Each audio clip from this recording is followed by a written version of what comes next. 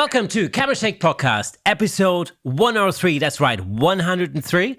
And again, as almost always, we have a special guest on the show. But before we get there, just be reminded that if you are listening to the show on audio and any of the excellent audio platforms, be reminded that you can not only listen to our sultry voices, but you can also see our beautiful faces in full Technicolor over on YouTube. So if you're that way inclined, check it out over on YouTube. Once you're there, be sure to hit the subscribe button and give us a like and all that good stuff, because that will help us being found in the wider world. But that being said, let's get into it. Today's special guest is none other than the senior principal designer at Adobe, the Emmy Award winning educator, mobile photography evangelist, that is the legend, Russell Preston Brown. Russell, thank you very much for being on the show. Welcome. I like that intro. You rewrote some of that and sort of merged things together. That was very good. I like that. I like that. I'm glad you liked it. Well, you can have that. Yeah. Yes. Hello. I'm excited to be here. I haven't had an interview for a while. Wait, I was in the beginning of the pandemic. I was interviewing people, and now we're at the end. Is this really the end of the pandemic? Well, is it? We'll see. I'm getting interviewed. So, how's it? Go ahead. How are things over where you are? You are, I take it, a little south of San Francisco? I'm south of San Francisco. It's called Wait, I can't tell you where I am. Somebody might come and try and find me. I am south of San Francisco, near Stanford University. Oh, if that okay. puts me on the map. I'm close to Adobe, the Adobe campus in San Jose. I'm also just down the street from the Apple campus in Cupertino. They almost have it figured out where I am. Excellent. It's a lovely California. It's trying to be spring. We don't have any rain here. It's a drought, but it's fine. It's a wonderful California. You probably getting all the rain there, right? Well, we've had like 4 days of sun. Yes, that's our summer done. That's done. That's it. Summer's over. Wow. I know you're jealous, aren't you? I can tell. That's amazing. Yes. See, I read something. Actually, I read something only earlier today or yesterday, maybe, that compared the rainfall in Seattle, which is arguably one of the rainiest cities, around the place, but it compared the rainfall in Seattle with London. And I'm sad to say that Seattle has almost double the sunshine hours per annum than London. That's scary. That is scary, right? Gentlemen, I grew up in Seattle. When it's mostly cloudy and raining in Seattle, but when it sunshines, it's the most glorious sunshine and the clearest skies. Yeah. I think there's even a song, "The bluest skies you ever saw, are in Seattle." Something of that nature. Well, we never see any blue skies from like October till May. I saw one once. Yeah. It was a great celebration. So, London. reason to have a street festival. Exactly. over here. Party. Now, Russell, you mentioned Adobe there just a minute ago. Of course, you've been with Adobe since almost the beginning. Wow. Almost the beginning. I started in 1985. And here's a fun fact. I started on April 11th. Gentlemen, do you know the significance of April 11th? No? This is the birthday of David Williams. No! Excellent. We should have known that. Well, I knew it was his birthday the other week. Well, you yes, should of have known course we it. should. Oh, So yeah. I'm out in the field in Iceland with Dave, and he asks me, "When did you start at Adobe?" I said, 1985. He goes, and I said to him, "When were you born, Dave?" "In 1985. "Dave, what month were you born in?" He says, "April." Then it's starting to get freaky. I heard the Twilight, not Twilight, the Outer Limits and Twilight Zone music come in the background. And then I said, "What day?" He said Wednesday, but I don't know what day. So it's 1985, and joined Adobe as their first graphic designer, and had to do things like annual reports and packaging. That's work. That's a lot of work. Then I discovered that I could get up on stage and show people images and talk about Photoshop and Illustrator. And I could be the comedian that I always wanted to be on stage and sell Adobe products. Well, forget about annual reports and packaging. I went right into the business of presentations. And all the toys just kept on coming along. And when you have Photoshop and Illustrator, and it's the beginning of time, and you can show these things off. And in the early days at like a Mac World in San Francisco, Mac World conference, you'd have over 1,000 people in your audience. Boy, you really had this ego blast, like, I'm that important that 1,000 people will show up to see me. But it was just the early days of Photoshop, 1990s, the early 1990s. And people wanted to learn about Photoshop. And the only wacko out there talking about Photoshop was Russell Brown from Adobe. But then a lot of, as we all know, a lot of evangelists, a lot of different people picked up on Photoshop and they turned it into their occupation, which I should turn back on you. I don't even know. The two of you, what do you two do for a living? Notice I come in close. What do you do for a living? What do you do for a living? That's the thumbnail right there. That's the one. Love that. So just for we're putting back, I'm a crazy man and I do presentations and performances, but I just need to get to know your interviewers. Right. Okay, so just give me a I'm little a stills photographer. You're a what photographer? I'm a stills photographer. Stills, okay. Yeah, and Nick is a videographer. Interesting. So when I venture over to the London area, I will have you as resources. Absolutely, 100%. My projects. Because when we go out, I need to get over to the coast. I need to get to the Dover White Cliffs. Oh, absolutely, yeah. And I need to get my copter out. Is it illegal to fly my little drone out over the cliffs? You know that one point. That's a good question. Okay, so it isn't. It is not. Well, legal. there's some proviso. Like we have, there's a different number of licenses that you have to have over here, which they very easily available. By the way, that you just literally, it's a website. You click some questions, you pay, £10 or whatever it is. It's not, it's not really. But so you have to basically register the drone, and it should be pretty straightforward from there. It's still what drone is it? It depends on the weight, whether you can fly. This is the Mavic Pro 3. So nothing huge. Okay, so basically, if it's something like a DJI Mini, then you can fly that without any restrictions anywhere. If it's heavier than, I want to say 500 grams, or is it 800 grams? 300 grams? There's a weight limit. I can't remember from. I should really know. Dave, we've talked about it enough. Our friend Dave, who's going to be watching this, I assume. Yeah. Dave will know this. He tried to go out there, but the winds were too high and he couldn't get it. Risk. But you know the shot that I want, the shot looking down on the pillars, venturing out into the ocean, and you shoot back toward the grassy, the surface. It's a gorgeous shot. Everyone else gets it. Yeah. That's it shouldn't be a problem. Yeah.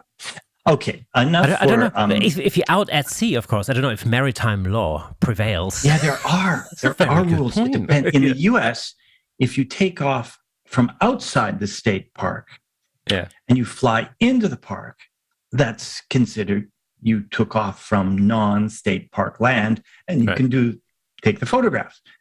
That may be also true in this case. And if I were to fly around the Golden Gate Bridge, if I take off from a vessel floating on the bay, I can take pictures of the bridge, but I cannot take pictures of the bridge with a drone that's lift off from the shore. Yeah, I should have known that because I was on a boat under the Golden Gate Bridge. Oh, okay. I should have absolutely known that. Damn it. Next time. So next time, all sorts of rules.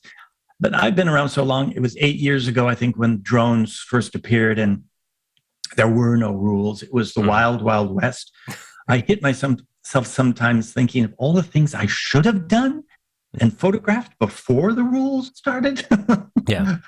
Because you could flock, oh, isn't it cute? He's got a drone. Oh, okay. Are you taking pictures of me? All these questions. How far can it fly? How long will it stay in the air? You're so cute. And then 8 years later, if that's a drone, then get the heck out of here right now. Yeah, exactly. I think we have similar experiences. I'm sure Dave has. So if anybody listening or watching, 8 years ago, it's cute and friendly. Today, it's ugly and a terror threat. Would you draw little faces on the front of the drone? Make him look Dave's face. Cuter. We should get cut out of Dave's face and put it in front of a drone. Yes. I by mistake flew over a nude beach in California on one of my first flights. Why I chose a nude beach to fly over in the Bay Area. What a ridiculous. That was so stupid. And I got down on the beach and go, what the heck am I doing here? And I ran away. Just like, what an idiot. Because I only got one comment from one fellow who wanted to know why I was taking pictures of his anatomy. Then I told him that his anatomy would only be about the size of 1 pixel. Yeah, exactly. He found that as offensive. Yeah. much like yours, Kay. Well, did I keep biggest pixel you've ever seen? I kept this. I did not know the level of this conversation. I kept that very clean, didn't I? Yeah. There's no level here. Oh, no. Nothing. No rules. I'm being very careful. Where were we? It's 1985, and I'm transforming into doing presentations and events and moving away from the tough stuff like annual reports and packaging, and then hiring people much more accomplished at it than I. And they did a great job. And then I kept on doing my projects. And today I'm more of a influencer. I'm a professional influencer. I put images, and you didn't ask this question, but I'm answering it anyway. That's all right. I put my images up, my tutorials up online on Instagram and Facebook. Thank goodness for Instagram and Facebook, allowing me to present it and show people and inspire people to take their own photographs and their own videos, and to use Adobe products to enhance those videos. There we go. It must be interesting because I remember starting with Photoshop back in the 90s. In the mid to late 90s, I would say. I was trying to remember the other day what Photoshop version I started on, and there's a question you should ask before that. Was it a legal or an illegal version of Photoshop? Very good, Nick. I'm glad you asked that question. I will neither confirm nor deny. This was CS. Oh no, it's before CS. Oh, before CS. So I started on Photoshop before CS. So it must have been. I want to say it was Photoshop 4. Can you imagine how long it took to download that stuff back then? It wasn't only. Was it worth it? Well, it wasn't. No, you didn't download it, of course, because this was. I'm pretty sure. I started Photoshop before the event of the internet. To that extent. So it was DVDs or like CDs actually. CD-ROMs, yeah, and of course in my case, it wasn't only the version of Photoshop. It was also several additional bits of software that you needed to make it work. At the time, those were days. Yes, those were the days. I remember giving a presentation in Hong Kong once, and they said, "Russ, you need to come downtown to this section of town where they sell software."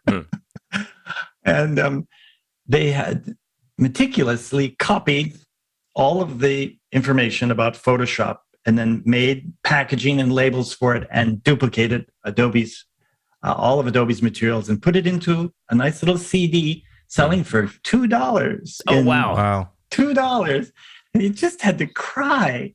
You think about the programmers and the time, all their time put into it. And see, I for always, $2, I've been thinking about this a lot, really. At not the time. that you would get this $2 version. Kirsten, I'm assuming you did not get that. You paid at least 10 for yours, did you? Maybe, maybe. But I kept thinking about this, like, really, at the time. I mean, Photoshop must have been by far the most illegally copied or pirated software there's ever been. I think it had that honor at that time to be the most copied. And I've always wondered, like, how did Adobe, obviously, everybody must have known that at the time. So how did Adobe, as a company, how did they deal with that? There was certain policing for that, but you cannot make an encryption system that cannot be broken. Did I say that right? Yeah. Everything can be broken. So we did not work super hard to try and come up with a way of coming up with the perfect one. I do remember the one time a 10-year-old, 12-year-old kid posted a video on how to break Adobe's encryption. Right. And he put it up on the internet. And in that case, we had to call, and we end up with his mother on the phone. And as I recall, she was quite upset that he had broken this and put it on the internet, how to break Adobe software. So it's been out there, but how does Adobe deal with it? As I said, there's a certain amount of policing to try and track that down in its day. But I think what we've done now is a very logical method in that we offer the Creative Cloud, and they will duplicate the Creative Cloud, but they don't get the updates. They'd have to duplicate each update. So you have to be connected to Adobe in order to get today's update. And so I think that and the tutorials and education, I think has solved that problem. I put myself in this position in my early days of videos and CDs. I would use the excuse that I want to take a movie and I want to duplicate it for home use. So I duplicate the one that I've purchased on a CD. And I would do that so I could run them on my television set.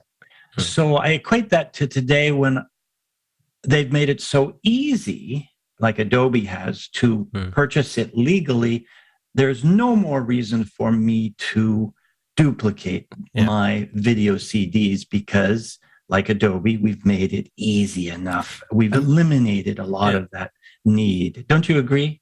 Totally agree. And this is where it all has come down to for me. And I remember back in the day trying to download a version of CS5, I think it would have been at the time. A bit younger than Kirsten. And and it took forever, it didn't work and all that. And I'm an audio engineer as well. So in days gone by when I was much younger, no money, I downloaded audio software that perhaps I shouldn't. It crashed often, all of that kind of stuff would happen. But then as companies have revised their strategy towards pricing and availability of this software, there is no longer a reason. There's no reason to download it illegally anymore because it is so cheap. If you think about the subscription style model and the different versions. For music, isn't it? We always struggled to borrow people's music. And now, so I think it's a good thing. Yes. The other, me too. The other argument is of course that probably, the fact that Adobe has been copied and pirated so many hundreds of thousands of millions of times has probably led to it becoming, certainly helped it become the industry standard though at that time. It's a little bit like it's a little bit like videos on YouTube going viral, or like songs going viral or something on social media, and all of a sudden they become it reflects it reflects back in the sales. You imagine that there's a thought process like that with a company like Adobe, but in days gone by, that it's a bit like leaking information from in the government and things like that. It gets it out there in a way that perhaps isn't the way you want to get it out there, but the word's there.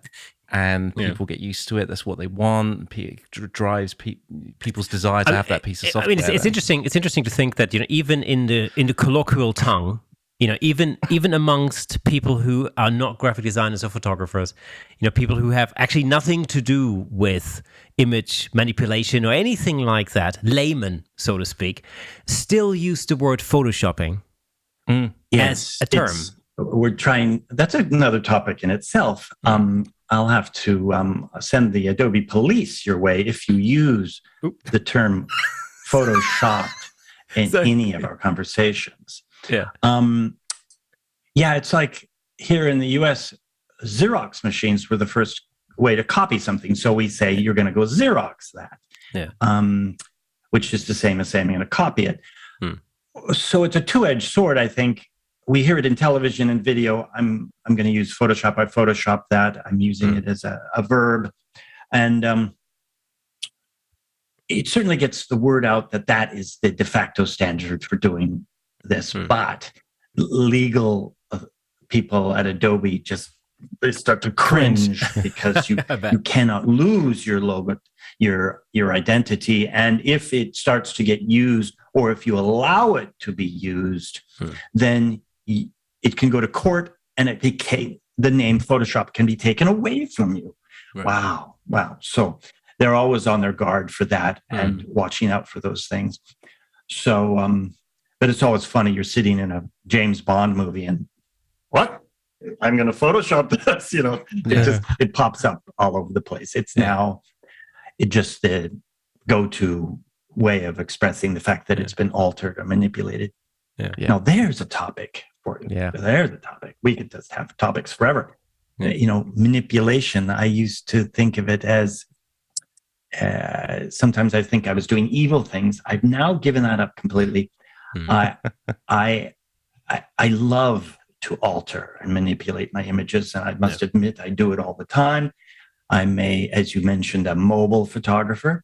I think there's times when I have to sort of push things a little farther on the iPhone, and I'll take two exposures and blend them together. But let's go back to the famous Ansel Adams taking photographs in Yosemite here in California. He was manipulating his photographs. Oh, absolutely. And if Ansel were here today, I think he would be super excited about Photoshop and the 100%. Possibilities. Yeah. There are purists out there. We all know purists. I know one who won't even take a telephone pole out of a shot. And that's just, no. Why the heck did he photograph the telephone pole? We all wonder. And then I was going to enter a contest the other day, a photography contest, and it said, quote, you cannot alter your images inside of Photoshop or any application on the desktop. It said that altering your images on a phone with a mobile application was okay.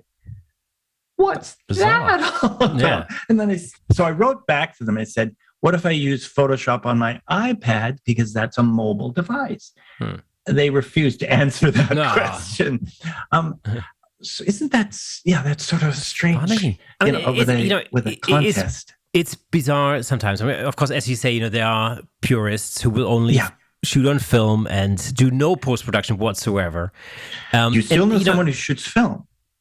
Yeah, well, I mean, this is the thing. So, I remember I did not too long ago. I did a talk where I did a live shoot and then a live edit, and so the idea was to create this particular style of this project that I'm working on, and to recreate it in front of an audience. And because it consists of two parts, essentially the shoot and the post production, in order to get that final look, I basically decided to demonstrate both in one presentation, and And so, and of course, the audience was sort of a mixed audience of some purists and then some people who were open to, post-production and photo manipulation stuff. And the way I always equate that is I always say it's a little bit like playing the electric guitar.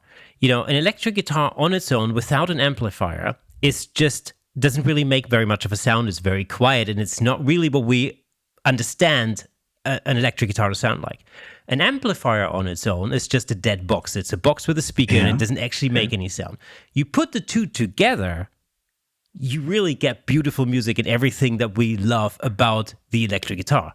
And it just made people understand that, shooting and post-production belong together in a sense. And the end result, the beautiful end result, the product of your efforts is something that is really equally created from both of these elements. And it was just sort of a way to describe that.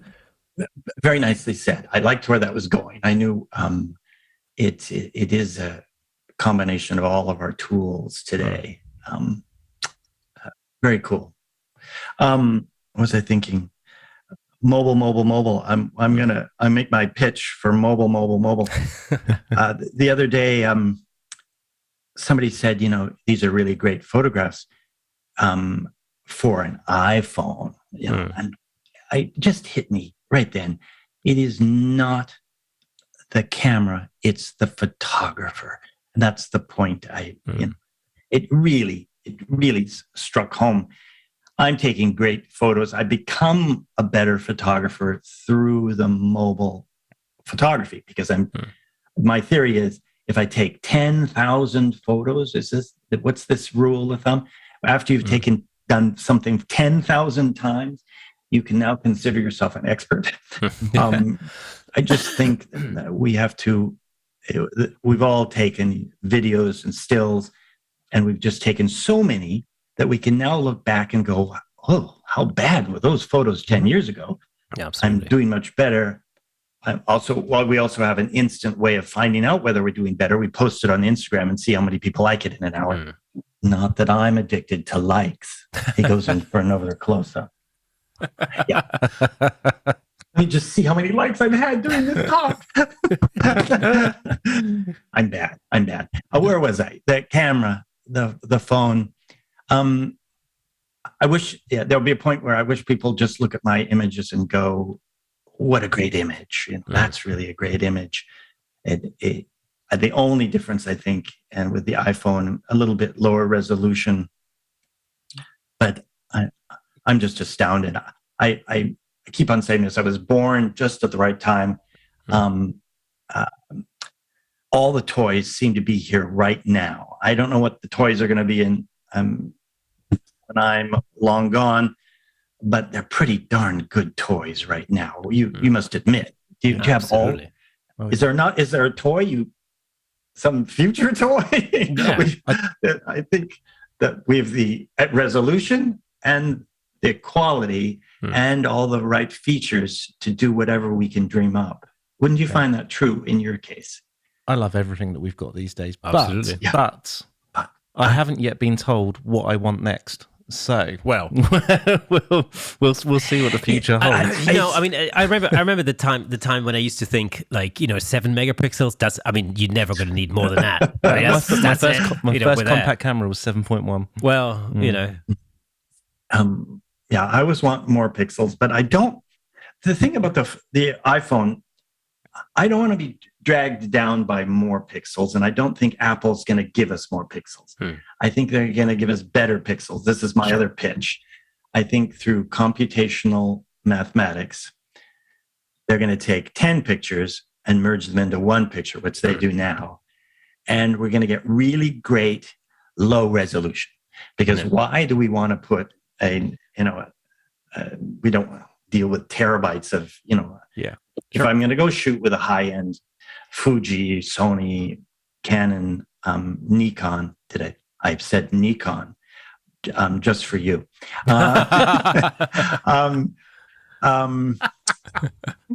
don't want that much resolution, and I'm totally lazy at my age. And by the way, did I tell you, I started in 1985 at Adobe, but I was only 10 years old. Wow. That's where you laugh. So we've got the lenses, we've got the resolution, we've got the quality, we've got the mathematics going on in this thing to give us really great images. And what's even more, it's the magic built inside. Do I want to be setting the f-stop and shutter speed? No, I'm beyond that. I'm way beyond that. Just let the phone do it. Let me control when I want to adjust the exposure on things.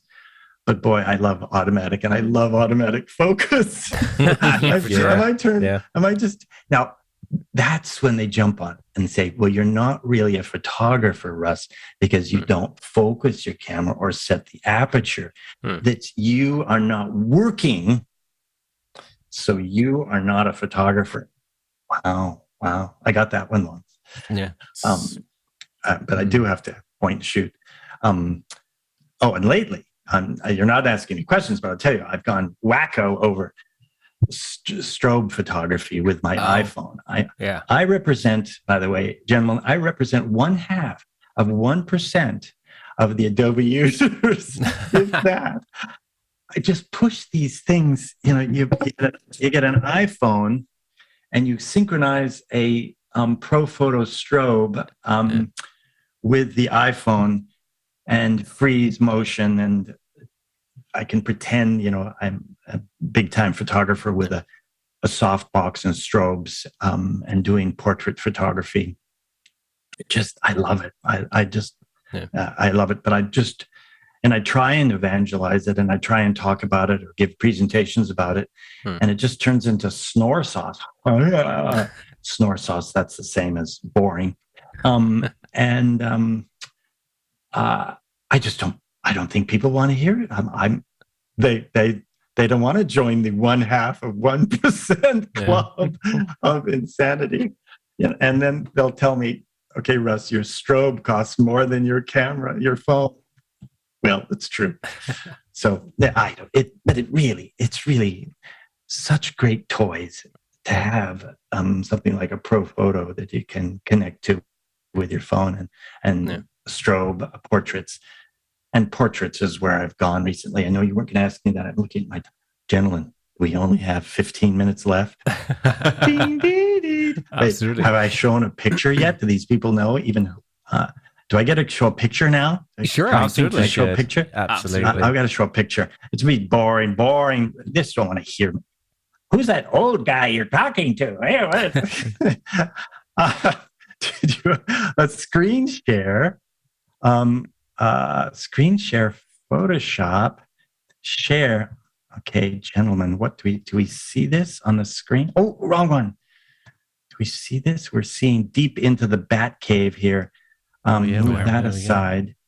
So recently, I have this fascination. Are we still online? Sure. There you are over there. Okay.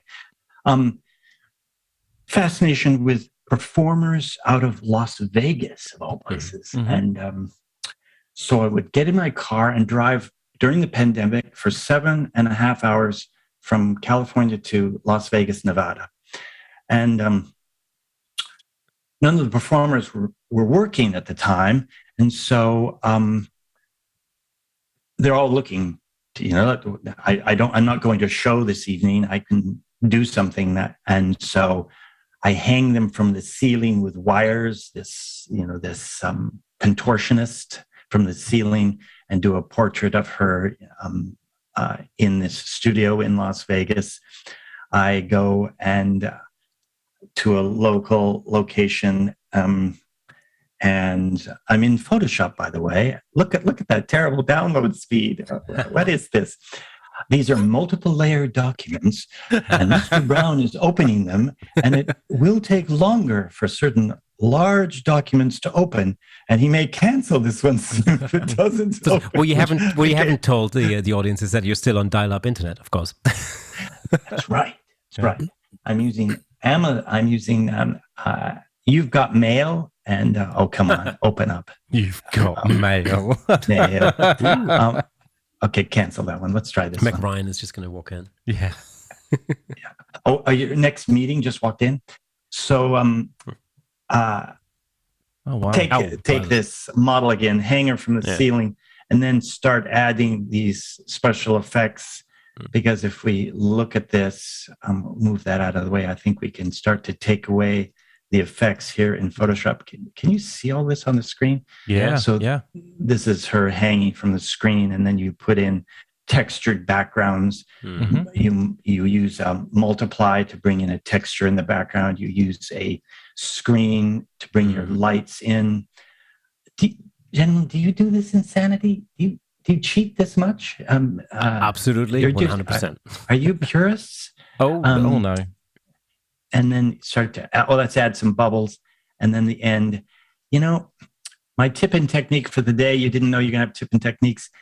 There are a lot of different ways to do color balance in Photoshop, but I use the old archaic method that the Knoll brothers, who invented Photoshop, this is what they use. Boy, there's so many more sophisticated things, but gosh, the last thing I do on a project is I adjust the red, green, and blue values directly in levels to color balance an image.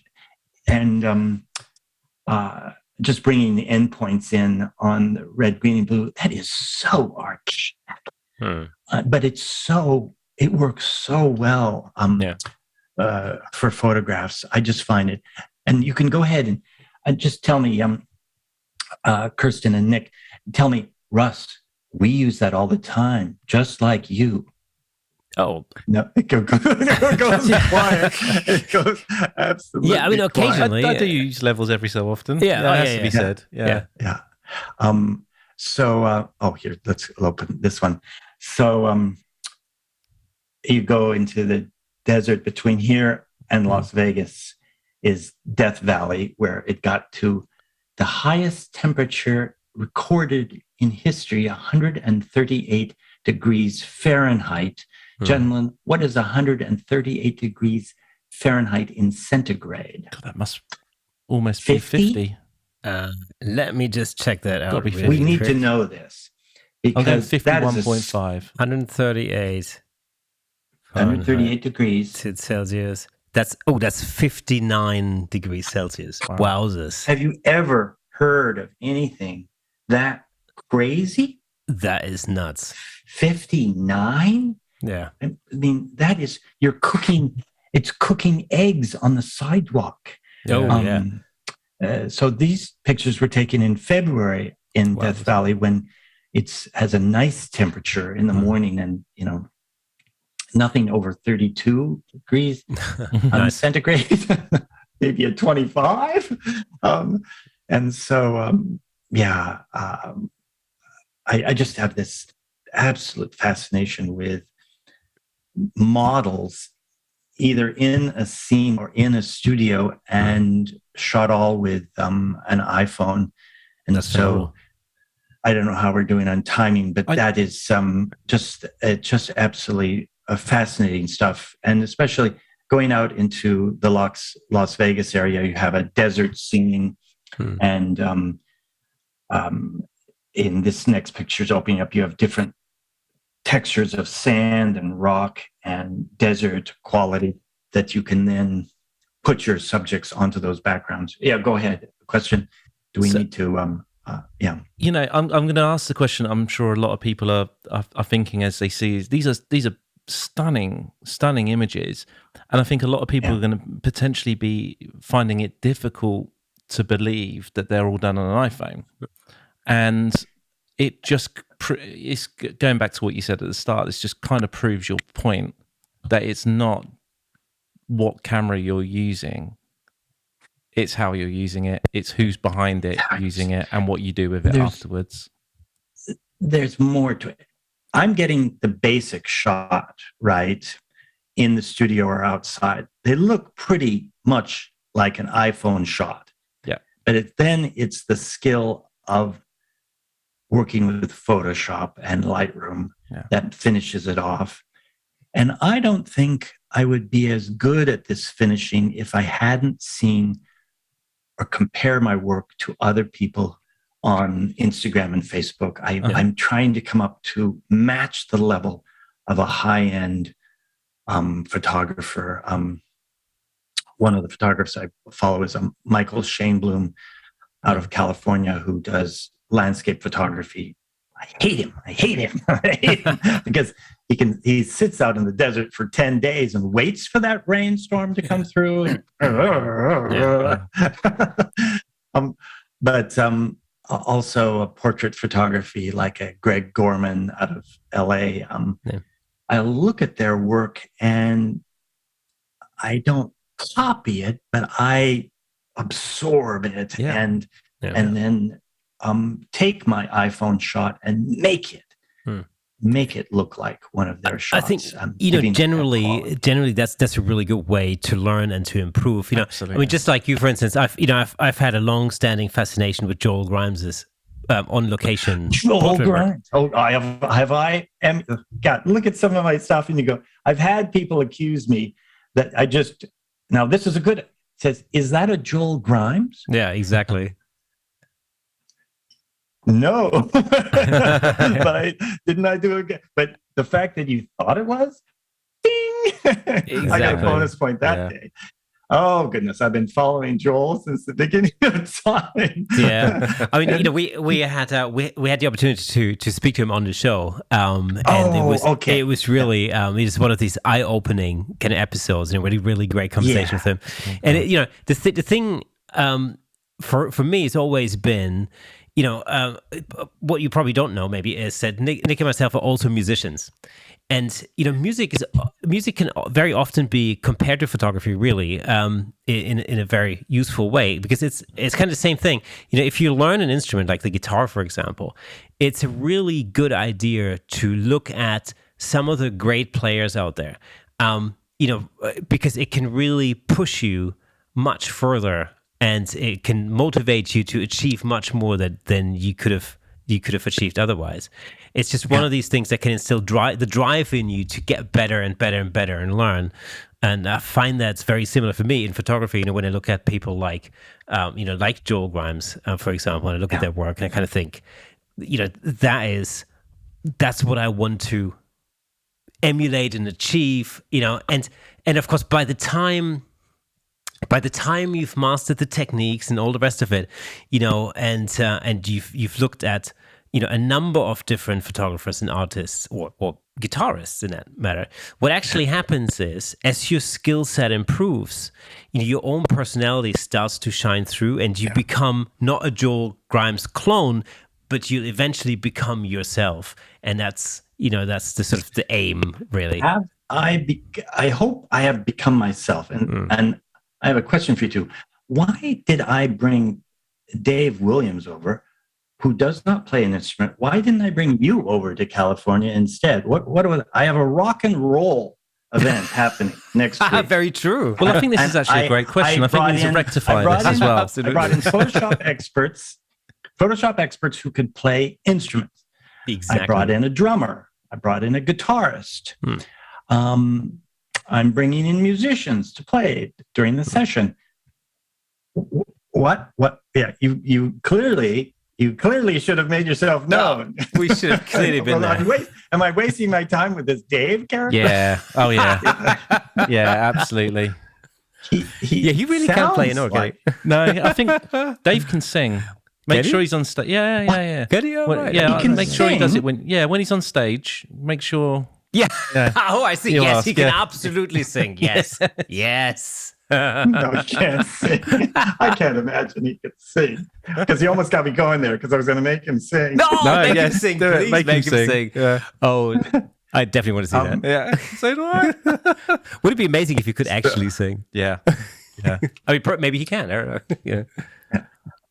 I've got a hunch. I don't think he can sing. Ah. I idolize musicians. In one of my previous lives in the 14th century, I was, I think I was a troubadour. A troubadour, yes, I was a troubadour in a royal court. Ooh. And I played the mandolin. Ooh. I've had You go, dee, dee, dee, dee, dee.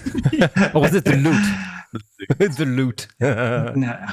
No, it was the mandolin. And I thought, oh, okay, I'm going to recover this mandolin capability. And so I thought I'd take up, mandolin. And then I thought I'd take up guitar. And then I said to myself, oh, I failed at all of those. I'm going to take up the ukulele. Hey.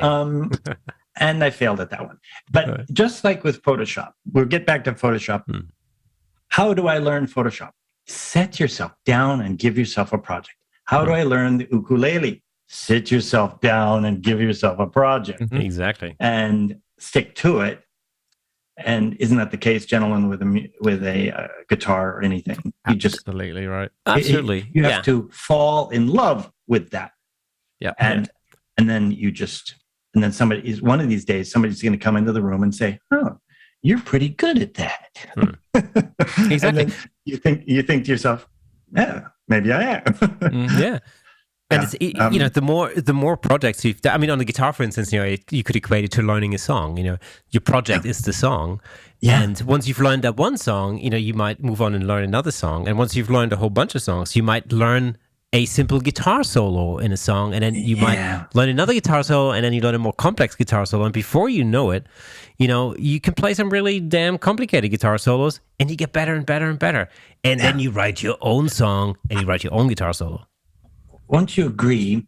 We're getting back to Photoshop and music again. We need to have, and the correlation. It's who is around you who helps you become that Photoshop expert or that guitar expert. True, absolutely. So in music, there's a very good, thing that I was told when I was a little kid, because my dad was a drummer as well, so he played drums. Oh no, you're a drummer. I thought you were a guitarist. So my dad always used to tell me, when you play in a band, this was like when I was a kid, surround yourself with players who are better than yourself, because they will pull you along and it will make you a better player. He's probably as old as I am. It's exactly. This goes back. Let's swing this back to art school and graphic design. This is a lesson I learned from the beginning. I'm in a class, and I'm the best person in class. And I'm getting the A's in the graphic design class. This is in Seattle. And I'm going, boy, aren't I big time? Aren't I wonderful? Aren't I the greatest? Yeah. Just as your father said, if you are the best person in class, get the heck out of there. Find a class. So I graduated from the University of Washington and then turned around and got a second degree at Art Center College of Design, where there are 10 people better than you are in class. Yeah. Wow. Yeah, that's the only way to learn is never be the smartest person in the room. Well, for me, that was, I grew up in a... Wait a minute, what did you just say? You've never been the smartest person? No, never. You should never be the smartest person in the room. I mean, there was the thing when, I grew up in this tiny village in the southwest of Germany, where, and I went to a relatively small school, and I was probably quite easily the best guitarist at school or something like that. But then I moved to New Orleans. Because there were no other guitarists. Well, there were probably a few, but but then I moved to New Orleans. You're near Munich? Down near Stuttgart. Yeah, Stuttgart. So it's the south of Germany, but the other side, basically. So Munich would be Bavaria, so that's kind of southeast, and then I grew up in the southwest. I did a presentation in Munich. Oh. And of course, why did it do the presentation 2 weeks after Oktoberfest? What a ridiculous time. Why would you go to Munich full timing after Oktoberfest? Yeah, that is terrible. Well, Oktoberfest does last about a month, well, doesn't it? There's that. It's not even in October. No, it's true. Damn it. Yeah, but go back to, so where were we? You were south of...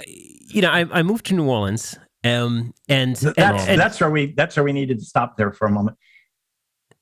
Germany to New Orleans. You realize that's quite a jump. It was a high school thing, basically, and for just a year. Yeah, and so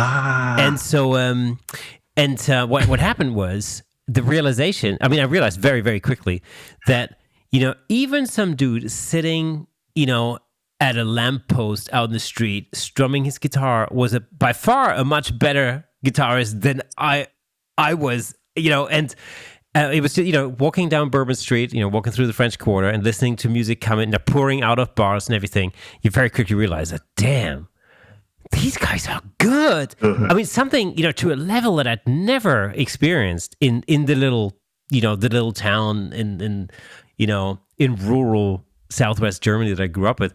Maybe if you went to like a big concert of some famous guitarist or band or something, you could hear that level of playing. But in New Orleans, it was just like, it's coming from every street corner. It was bizarre, mind-boggling, but also at the same time. And of course, there's two reactions that you could possibly have. Either you throw your hands up in the air and you go, well, that's it. I'm never going to be that good. Or you go, right on. Let's go. Let's make this happen, and learn. And for me, the great thing was, I got to know some of those people, some of those musicians, and the minute I was there, it was like it's done wonders to my playing, and it really pushed me further in the shortest amount of time than I think I could have ever gotten to staying in the southwest of Germany, basically. And so this is why just coming back to what we said earlier, where it really makes a lot of sense to surround yourself with people who are so much better than yourself, because it really just, it's the thing is, it's this old saying, the thing that can really bring you to the top is when you stand on the shoulders of giants. I think it's that saying where, that is really the thing that can really push you on, which, by the way, incidentally, it's also been this amazing side effect of doing this podcast, actually, and talking to people like yourself and, and people like Joel and David Williams, is who? I fell for it. British accent. Did you? Wicked. Accent. He must be smart. Yes. It just took a while. It took a little while. I figured it out. I was going to say, back to Joel. Yeah. I used the same theory. I knew I wanted to get closer to this Joel character and stand on his shoulders, or at least stand next to him. I thought, okay, so in my case, I could bring him, trick him. Hey, come to this Adobe event. I'll pay for your airfare. So I lured him in and got him close by. And yes, I must admit, I've stolen many a thing from Joel Grimes. I think I gave him once. What did I give? I think I gave him a tip and technique about blend modes that he picked up on, maybe in the beginning of time. Yeah, he's struggling. I went to one of his classes and hung around this little sneaky little fly clinging to the wall to see. Oh, that's where he puts his lights. Okay, I tell you what, one of the greatest tips I ever gotten from Joel, right, is basically when he's explained what he does to his lights. This is like completely has nothing to do with photography, but nevertheless it's a very practical tip. Practical. It's what he does is he grinds down the ends of his light stands so that he creates like a flat surface, so that when you screw the light on, the strobe on at the end of the boom arm, for example, they don't start to slip and they just stay fixed in place. Now, like, that's such a great idea, and I've done it to all of my light stands. So when I put a heavy light on the end of the boom and it starts to sort of tip a little, you're saying that if I sand off those bases, so you get an angle grinder. The physics of our change with a flat surface versus a point. Exactly, versus a round surface. 3 points in space versus 3 planes in space. I'm going back to my physics class. Yeah. So it's exactly so and it absolutely totally worked. I've done that. I went out, I bought myself an angle grinder, and why hasn't Joel works very closely with companies like Westcott? Yeah, he does. Yeah. Is there a Joel version Westcott? I don't know. It's just what he basically just told me. Well, he just bought a cheap angle grinder and he goes to it. Just after our conversation, I'm gonna write a message to Joel, a text message, so it goes directly to his phone. Say, Joel, I just came up with this most amazing idea.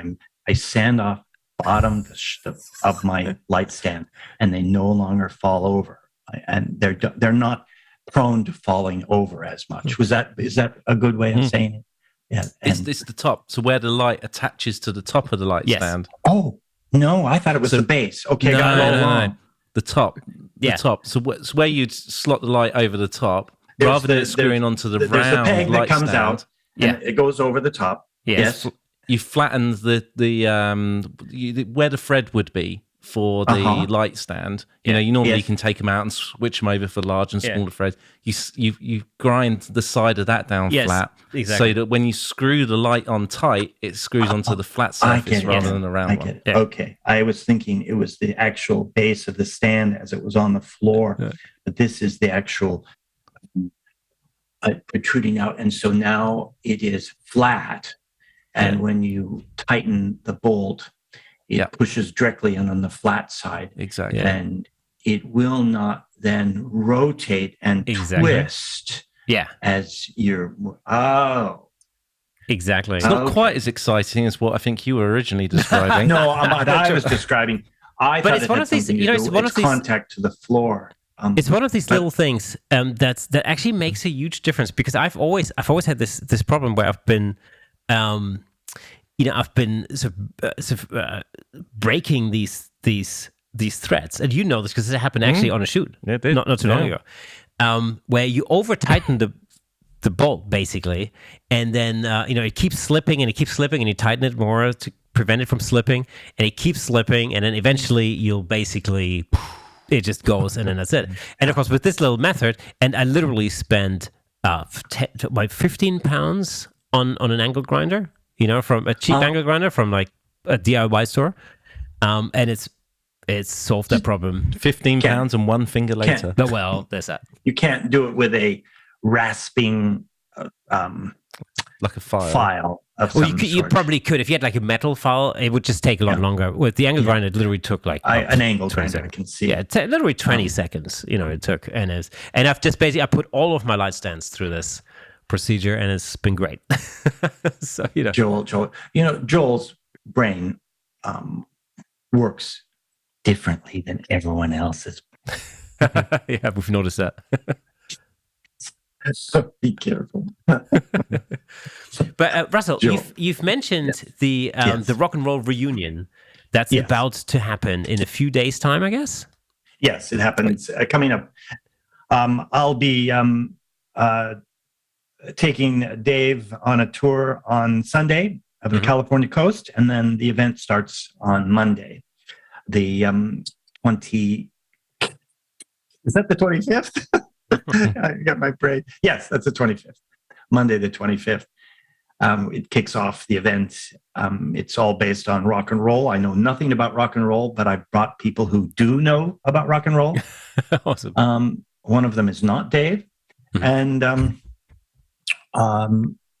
this will be my grand finale of these events. These are called my art directors events. I've been doing them for 20 years, 20 or more years.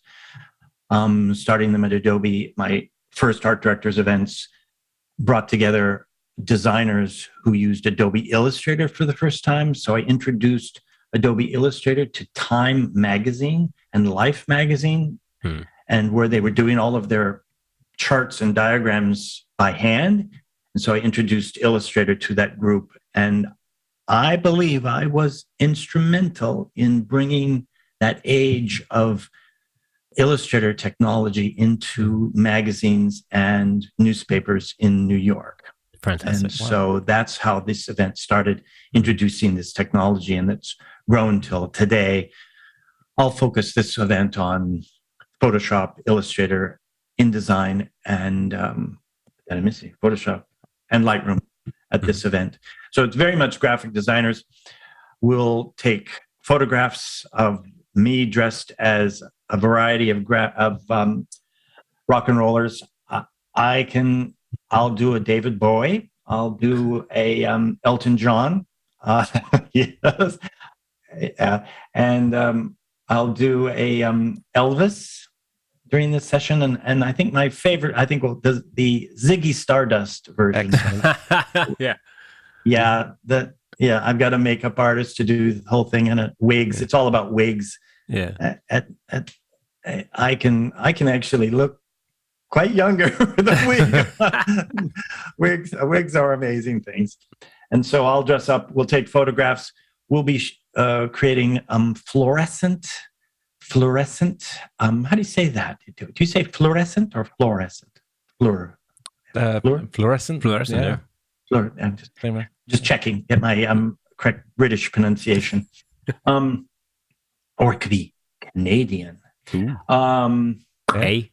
So this fluorescent printer from Canon put out this printer, but they put this printer out thinking it was graphic artists who wanted to put up displays in a Walmart or a Target or one of these big shopping centers in the US where you want really super graphics with hot fluorescent colors up on the walls. But I saw this, and the results are really quite amazing, what it can do to fluorescent colors from Photoshop as well as Illustrator. And so the students in the class, and my classes always come with a project, which I really like. You assign them a project a month in advance. They come to class prepared. We'll take photographs, and we'll have a series of about 70 rock and roll posters. I hope they go in that sort of 70s look, that psychedelic California Haight-Ashbury hippies from the 60s and 70s. There was some amazing posters from the 70s that had that glowing quality. And of course, I have some black lights to put up in the room so that these posters will actually glow. And so amazing printer. So my events are a fun, it's a play, it's a fun fest for graphic designers and art directors who are a little bit caught up in the everyday real world projects. So you give them something to do. And so we'll do fluorescent posters, and then we'll do laser cutting and laser engraving. And we'll also print on classic vinyl albums, and we'll print directly on the album with a flatbed printer.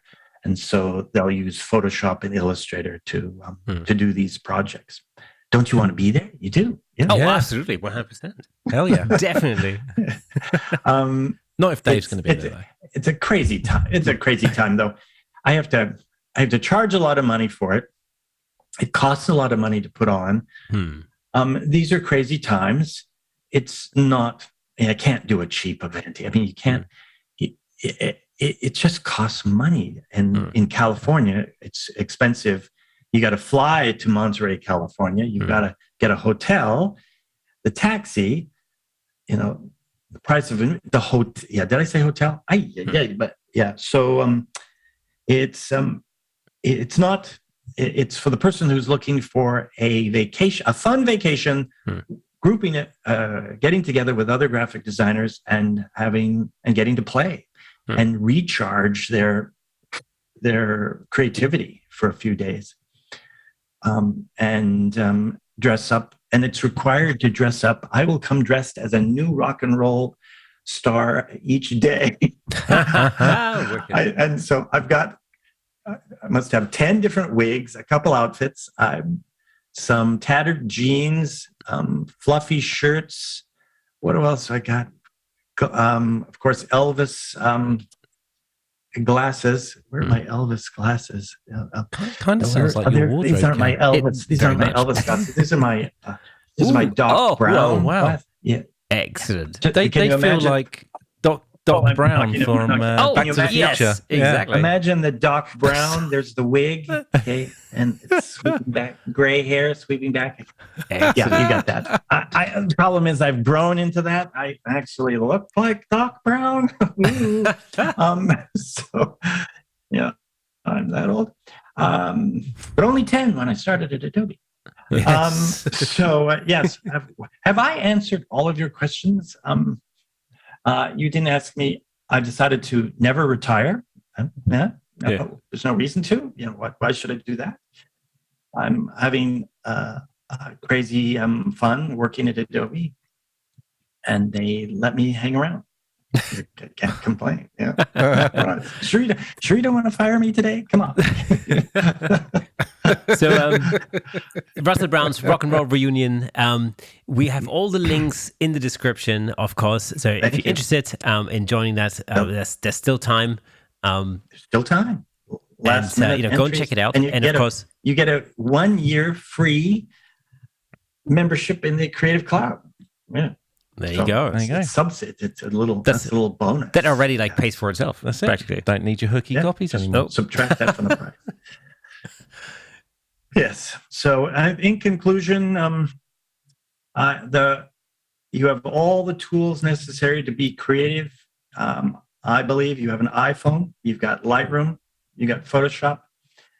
You published it on the internet in some way. That was terrible. You published it on social media. Nobody says the internet anymore. Only old people like me.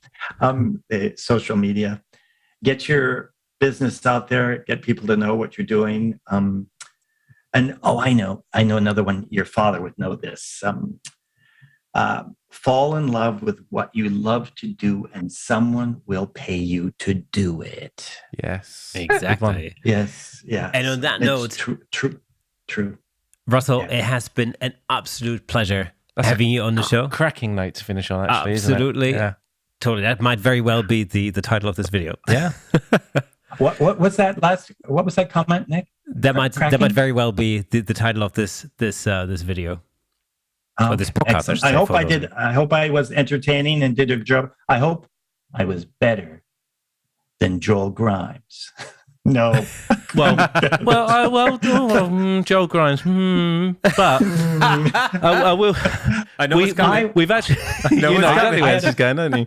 We have had Dave Williams on several times on this podcast, exactly. And you are better than every single one of those combined. Oh. You can tell him that the weekend. Also, of course, Dave is angling to keep fishing, to keep the record of being on the show the most times. Yeah. So we would love to have you back on the show so you can rival that record. He is an anomaly. Driving up north on his own and experiencing minus 38 degrees centigrade? Yeah. Centigrade? Yeah. Where the car is freezing? Crazy, right? Yeah, that was crazy stuff. That's crazy stuff. You've got, goes back to, you've got to love what you do, right? I hope I don't scare people away from your podcast. It's been a pleasure. Until we meet at the Dover Cliffs for a photo shoot. Oh, 100%. Until that time. 100%. It's going to be awesome. Absolutely. So thank you, Russell, again for being our guest on the show today. That's so it. Awesome. We have come to the end of a Camera Shake podcast, episode 103. Again, be reminded that if you are listening to our beautiful voices on audio, you can see the whole thing in its glory in full Technicolor over on YouTube. And also be reminded that you can join the Camera Shake community over on Facebook and on TikTok. Yes, we are on TikTok. That's the first time you said that correctly. Let it be known. Let it be known. Anyway. That's the TikTok's a big time. Thank you. All right. So we'll see you again next week. Bye for now. Later.